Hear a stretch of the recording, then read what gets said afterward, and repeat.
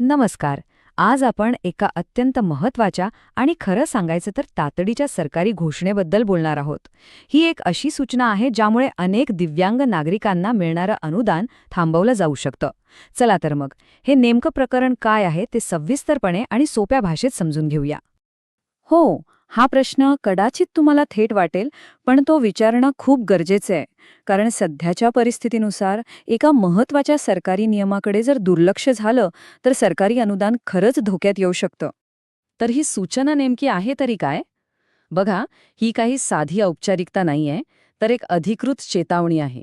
आणि याकडे दुर्लक्ष करणं म्हणजे मिळणाऱ्या मदतीवर पाणी सोडण्यासारखं आहे. तर नियम अगदी सरळ आहे. सरकारने आता सगळ्या सरकारी योजना आणि अनुदानांसाठी फक्त एकच कार्ड बंधनकारक केलं आहे, आणि ते म्हणजे UDID कार्ड. याचा सरळ अर्थ असा होतो की जर हे कार्ड नसेल तर सरकारकडून मिळणारी कोणतीही मदत थांबवली जाऊ शकते. आता तुमच्या मनात साहजिकच पहिला प्रश्न आला असेल की हे UDID कार्ड नक्की आहे तरी काय, ज्याच्यामुळे एवढा मोठा बदल होणार आहे. चला, अगदी सोप्या भाषेत समजून घेऊया. UDID म्हणजे युनिक डिसेबिलिटी ID कार्ड. सोप्या शब्दांत सांगायचं तर हे दिव्यांग व्यक्तींसाठी सरकारचं एक विशेष, एक युनिक ओळखपत्र आहे. याचा सगळ्यात मोठा फायदा म्हणजे ओळख आणि दिव्यांगत्वाचा पुरावा ही दोन्ही कामं एकच कार्ड करतं. म्हणजे वेगवेगळे कागद सांभाळायची आता गरज नाही. विचार करा, आधी कसं व्हायचं? प्रत्येक योजनेसाठी वेगवेगळी कागदपत्र, वेगवेगळे पुरावे, किती तो गोंधळ. पण आता ते सगळं बंद. हे एकच UDID कार्ड सगळ्या सरकारी योजनांचा लाभ घेण्यासाठी पुरेसं आहे. त्यामुळे कागदपत्रांचा व्याप कमी होऊन सगळी प्रक्रिया एकदम सोपी आणि सुटसुटीत होते. ठीक आहे. आता या कार्डचं महत्त्व तर आपल्या लक्षात आलंच असेल, पण आता ऐका सगळ्यात महत्त्वाची गोष्ट, ज्यासाठी आपल्याकडे वेळ खूप कमी आहे, आणि ती म्हणजे अर्ज करण्याची शेवटची तारीख. ही तारीख आपल्या कॅलेंडरवर लगेच नोंदवून ठेवा. 25 मार्च. ही तहसीलदार कार्यालयाने जाहीर केलेली शेवटची तारीख आहे बरं का.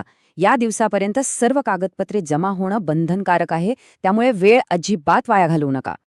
आणि समजा जर ही तारीख चुकली तर सरकारी अनुदानाचा हप्ता अडकू शकतो किंवा इतर योजनांपासून वंचित राहावं लागू शकतं.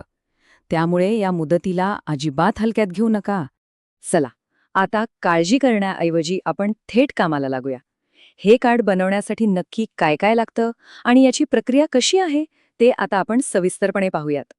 अर्ज करण्यासाठी ही 5 महत्त्वाची कागदपत्र लागतील. पहिलं म्हणजे आधार कार्ड, दुसरं दिव्यांगत्वाचं प्रमाणपत्र, तिसरं एक पासपोर्ट साईज फोटो, चौथा म्हणजे चालू मोबाईल नंबर, आणि पाचवा पत्त्याचा पुरावा. ही लिस्ट एकदम सोपी आहे, त्यामुळे ही कागदपत्र आजच्या आज एकत्र करून ठेवा. आणि प्रक्रिया, ती तर त्याहूनही सोपी आहे. फक्त 2च टप्पे आहेत. पहिला टप्पा, आपण आत्ता पाहिलेली सगळी कागदपत्र एका फाईलमध्ये एकत्र करा.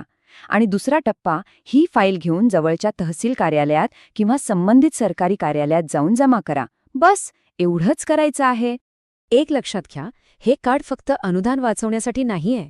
खरं तर याचे फायदे त्यापेक्षा खूप जास्त आहेत. चला बघूया की हे एक कार्ड आपलं आयुष्य आणखी कसं सोपं करू शकतो. या एकाच कार्डच्या आधारावर सरकारी अनुदान, पेन्शन योजना आणि विद्यार्थ्यांसाठी शिष्यवृत्ती सहज मिळू शकते. इतकंच नाही तर रेल्वे किंवा बस प्रवासात मिळणाऱ्या सवलतींसाठी हेच कार्ड उपयोगी पडतं. थोडक्यात सांगायचं तर अनेक सरकारी सुविधांसाठी ही एक मास्टर की आहे.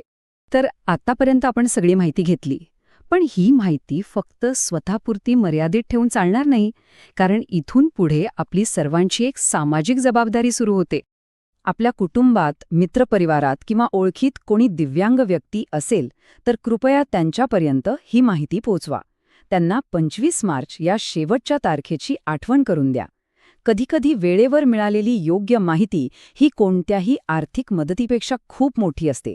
चला, ही माहिती जास्तीत जास्त लोकांपर्यंत पोहोचून आपण आपली जबाबदारी पार पाडूया.